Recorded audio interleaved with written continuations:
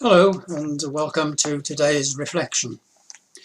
I'm reading today from St. Luke's Gospel, chapter 14, from verse 12 to verse 24, where we find Jesus at the house of a Pharisee who has invited him and some others for a meal.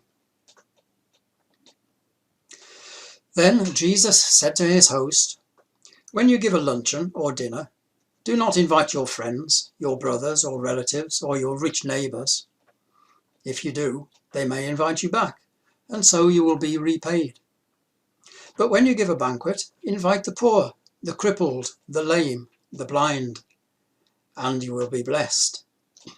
Although they cannot repay you, you will be repaid at the resurrection of the righteous." When one of those at the table with him heard this, he said to Jesus, "Blessed is the man who will eat at the feast in the kingdom of God." Jesus replied, "A certain man was preparing a great banquet and invited many guests. At the time of the banquet, he sent his servant to tell those who had been invited, 'Come, for everything is now ready.' But they all alike began to make excuses. The first said, 'I've just bought a field. I must go and see it. Please excuse me.' Another said, 'I've just bought 5 yoke of oxen, and I'm on my way to try them out. Please excuse me.' Still another said, 'I've just got married, so I can't come.' The servant came back and reported this to his master. Then the owner of the house became angry and ordered his servant, 'Go out quickly into the streets and alleys of the town and bring in the poor, the crippled, the blind, and the lame.' 'Sir,' the servant said, 'what you ordered has been done, but there is still room.' Then the master told his servant, 'Go out to the roads and the country lanes and make them come in, so that my house will be full. I tell you, not one of those men who were invited will get a taste of my banquet.'" We thank God for this reading from his word. I think some of us might find the first couple of verses in this passage to be one of the hard sayings of Jesus. Friends that we invite to dinner are generally people who are pretty much like us, and that's why they're friends. We tend to gravitate towards people of the same type.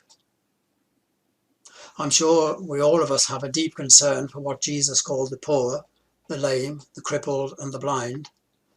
But, putting it bluntly, do we have to ask them to come and sit round our table? Let's put that question aside for a minute and look at the rest of the passage. It's a parable about a banquet and the invited people who didn't turn up. I can only remember one occasion when that happened to us, and Jean and I sat for over an hour before deciding to tuck in by ourselves. Don't worry, it wasn't you. And if it was, it's been 40 years ago now, so we're not miffed anymore. But this banquet is clearly a metaphor for God's kingdom, and it's a poke at the Jews who are rejecting Jesus' invitation to it.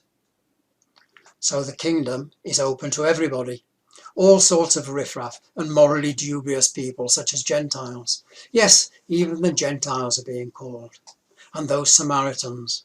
Just look at the people Jesus has been associating with. Stinking fishermen, rebels, tax collectors, lepers, prostitutes. They're all delighted to be befriended by Jesus. But the people at the Pharisees' house are probably thinking, why would we want to be in the same kingdom as them, for heaven's sake? But here's Jesus telling them straight, the kingdom is open to all and sundry. The Pharisees and many others have basically uninvited themselves.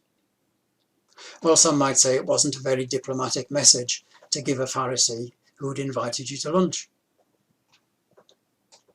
Which brings us back to Jesus' strange advice about invitations. Don't invite your friends. Invite the poor and less able. I'm sure quite a few of us struggle with it, try to find ways of wriggling out of it. Even the biblical commentators seem to provide some ready-made excuses, like, Jesus was only addressing that particular host, who must have been somehow deficient in the invitations department. Or, well, he didn't mean it literally, it was just part of the parable. Or, it was only aimed at the Pharisees because they were particularly snobby about common people. Or, well, social conditions are different now. We don't live in a time or place where meals are eaten out of doors and people can just wander in and out. Or it's really just about giving and doing it from pure motives, not to get payback. I suppose there's a bit of truth in all those excuses. In fact, I'm sure Jesus didn't really intend us to cast off our friends when we're having a party. After all, his first miracle was at a wedding, where he and his family were obviously friends of the couple. But I do tend to think Jesus meant what he said, not just metaphorically, and not just for that time or place. Because the way we put into practice the things we preach and pray for, the feeding of the hungry, the clothing of the poor, the sheltering of the homeless, all these are part of the way we express our gratitude for the blessings that we ourselves have received. Being generous to those who can't pay us back, and being generous to the best of our ability and in all the ways we can, is living the gospel.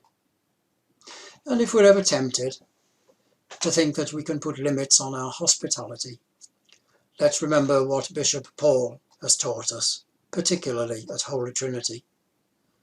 The table of the king is the table of the poor man. Thank you for joining me today. May God bless you and all those you love. And until the next time, goodbye.